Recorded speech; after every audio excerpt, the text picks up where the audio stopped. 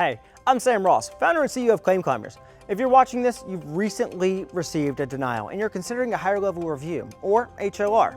This is a moment where slowing down can save you months, sometimes years. Higher level reviews can be powerful, but only when they're used for the right reason. The first thing to understand is this: a higher level review is not a chance to strengthen your claim. It's a chance to correct an error. No new evidence can be submitted. No new opinions can be added unless the court allows. No additional records can be considered. The reviewer can only look at what was already in the file at the time of the original decision. That rule matters more than anything else. Because of that, HLRs work best in very specific situations. They are more effective when the VA misapplied the law, ignored evidence that was already submitted, or relied on reasoning that doesn't match the record. They are not effective when the claim was denied because evidence was missing. If evidence was missing, an HLR can't fix that. This is where many veterans misunderstand. They file an HLR, hoping the reviewer will see it differently. But HLRs are not about perspective.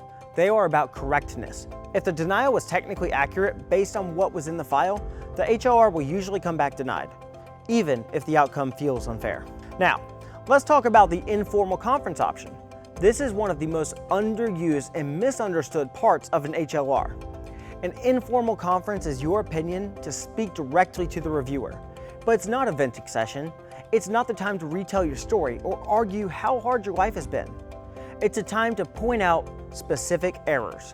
For example, evidence that was submitted but not discussed, medical opinions that were summarized incorrectly, or conclusions that don't line up with what the records actually say.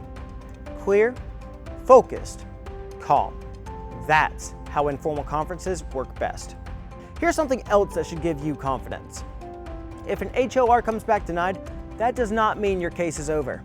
It means the reviewer did not find a correctable error at that level. And the information matters because it tells you what path makes sense next. A denied HLR often signals that additional clarification or new evidence is needed. And that's not failure, that's direction. Here's the mindset shift that helps veterans most. An HLR is not a gamble. It's a tool. And like any tool, it works when used properly and fails when used in the wrong situation. Before filing an HLR, the most important question to ask is this: did the VA make an error based on the evidence they already had? If the answer is yes, an HLR may be the right move. If the answer is no, another lane is usually better. And one more thing I want to leave you with. You generally have up to 1 year from the date of the VA decision to choose a review option without losing potential back pay. You do not need to rush into an HLR out of panic.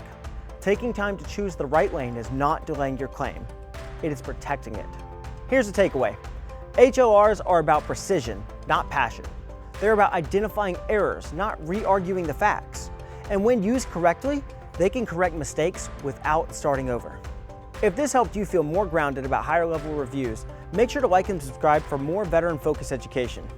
I'm Sam Ross with Claim Climbers, and our goal is to help veterans understand how to move through the VA system strategically, so every step actually serves a purpose. Take care.